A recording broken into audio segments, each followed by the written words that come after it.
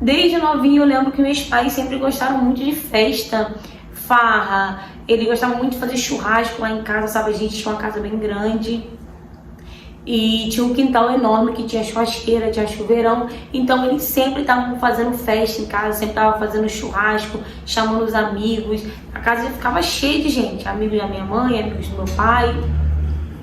E aí teve um dia, né, que era feriado, era uma sexta-feira, um feriado, e eles inventaram de fazer um churrascão, sabe? Chamaram um monte de gente, chamaram um monte de amigos, e uns amigos dos meus pais chamaram outros amigos, Quando foi ver, a casa estava cheia de gente que eles nem conheciam. Eles não faziam nem ideia quem eram aquelas pessoas. E eles nem ligavam para isso. Eles gostavam mesmo era de ver a bagunça rolando, né? O som, né? A cachaça rolando. E eu era filha única, eu tinha 7 anos na época. E nesse dia eu fui pro quarto dos meus pais e fiquei no quarto dos meus pais enquanto a festa lá tava rolando a beça, né? E chegaram os amigos do meu pai. Eu lembro que foi uma gritaria, chegou uns amigos do meu pai de fora, de longe, e vieram ficar sexta, sábado e domingo lá em casa. Até aí tudo bem, beleza. Eu fiquei no quarto dos meus pais até um certo horário. Depois eu peguei, já tava um pouco com sono e fui pro meu quarto. Meus pais nunca deixaram eu fechar a porta do meu quarto. A porta do quarto dos meus pais era praticamente quase de frente para a porta do meu quarto. E aí eu saí, né, do quarto dos meus pais e passei no banheiro.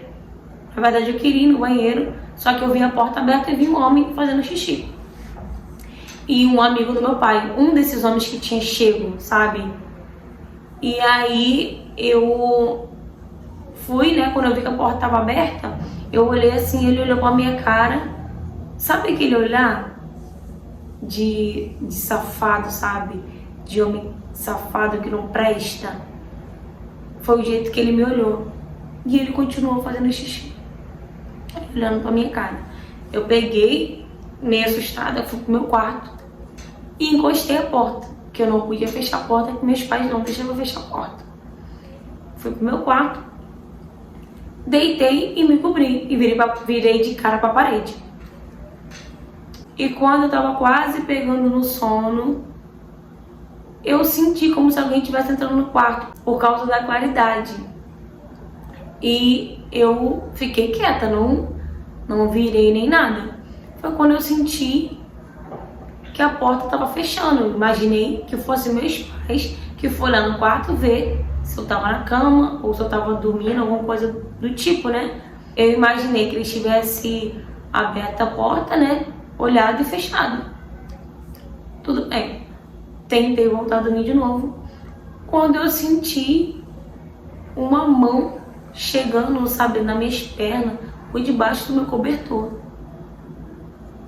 E eu juro pra vocês que na hora eu gelei. Fiquei tentando tirar a mão dele, sabe? Porque eu sabia que era homem, tinha cheiro de homem e tinha mão muito grande. E ele apalpava assim, sabe? Meu bumbum apalpava minha perna. E eu comecei a respirar fundo, sabe? Gente, eu não consegui fazer nada. Eu não conseguia falar, eu não tinha voz. Eu não conseguia pedir ajuda, eu não conseguia me mexer, eu não conseguia nem olhar para trás para saber quem era. Eu não conseguia. Mas nada me tira da cabeça que ele era o homem do banheiro. Não sei por que nada me tira na cabeça que ele era o homem do banheiro. E eu lembro que a pessoa ficou me apalpando, sabe? Passando a mão nas minhas partes íntimas e começou a passar a mão na frente. E eu comecei a respirar fundo, como se estivesse faltando, como se eu estivesse ficando com falta de ar, sabe? Foi quando a gente escutou um barulho da porta do banheiro, que era perto da porta do quarto, né? E ele se assustou e saiu. E aí quando eu vi que ele tinha saído, que eu vi na hora que a porta abriu e fechou, a sombra dele passou, eu continuei ali, paralisada. Eu não fiz nada. Eu não consegui levantar. Eu não consegui pedir ajuda pra ninguém. Eu não consegui ir nos meus pais. Até porque na minha cabeça passou uma hora dessa. Já era quase de madrugada. Meus pais com certeza já estavam bêbados. Onde que eles iam acreditar? Onde que eles iam me dar ideia? Onde que eles iam dar ideia para o que eu tava falando? Nunca. E eu passei a noite toda em claro, a noite toda. No outro dia, eu chamei minha mãe e perguntei se ela podia me levar para casa da minha avó. E minha mãe falou, ó, se você for para casa da sua avó, eu vou te buscar na segunda-feira. Falei, tá bom, mãe, tá bom. E eu não tive coragem de contar pra eles. Eu não tive coragem porque eu sabia que eles não iam acreditar em mim.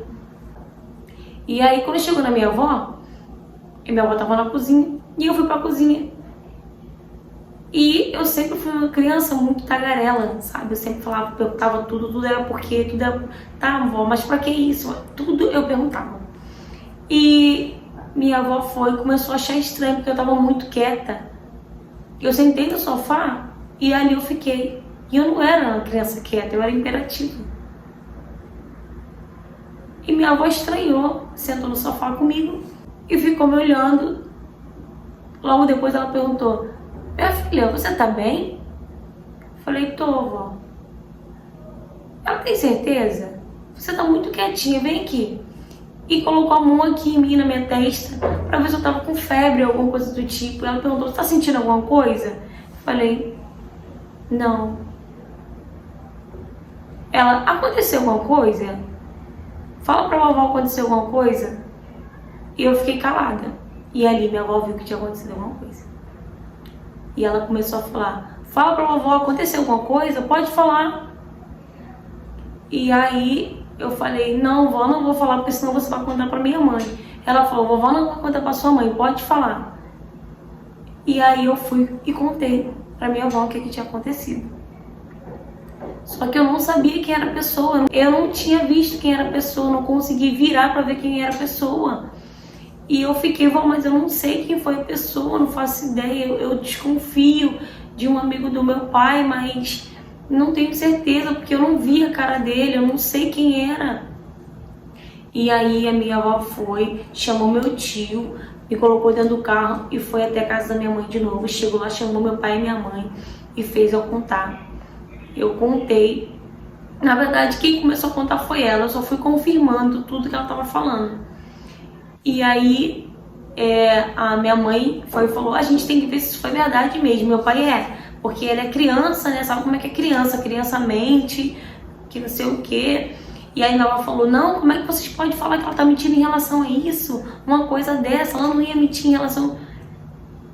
Ela não ia mentir com uma coisa dessa.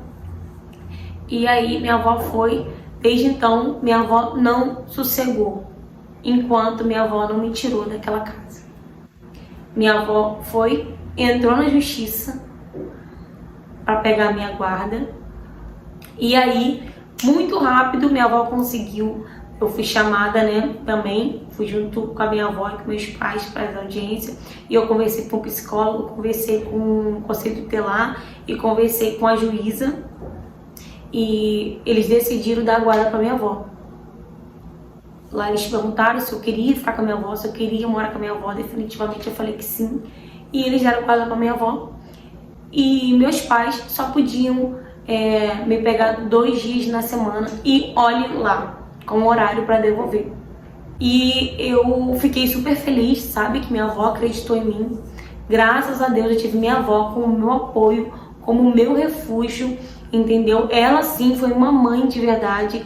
Ela foi uma pessoa que, se não fosse pela minha avó, eu não sei o que teria acontecido. Porque até hoje, meus pais continuam fazendo festa lá na casa deles e colocando um monte de gente desconhecida. Espero que essa história fique de alerta para muitos pais, né, que levam seus filhos para farra ou então enche a casa de pessoas desconhecidas, porque se acontece com pessoas conhecidas, imagine com as pessoas desconhecidas, né? Fala, galera! Gente, mais uma história de abuso infantil que eu trago aqui no canal. Na verdade, eu acho que é um dos assuntos, né, um dos temas que eu mais recebo.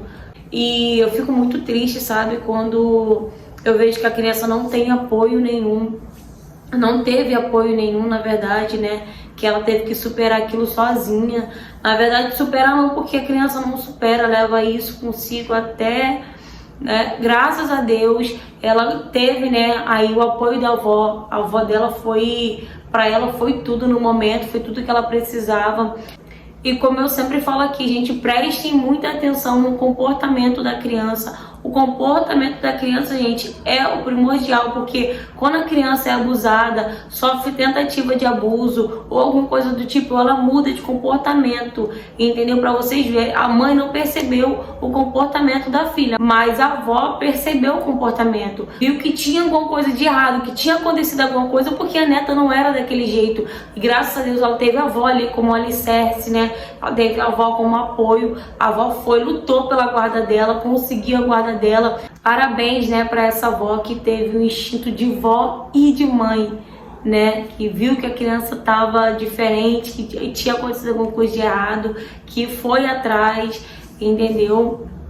Então é isso, gente. Se você também tem uma história para me contar, independente de qual seja ela, entendeu? Pode me chamar no direct do Instagram para me trazer a sua história aqui no canal. Curta, comenta, compartilha. E se você não for inscrito no canal, aproveita e se inscreve, tá? Beijo, beijo e até a próxima.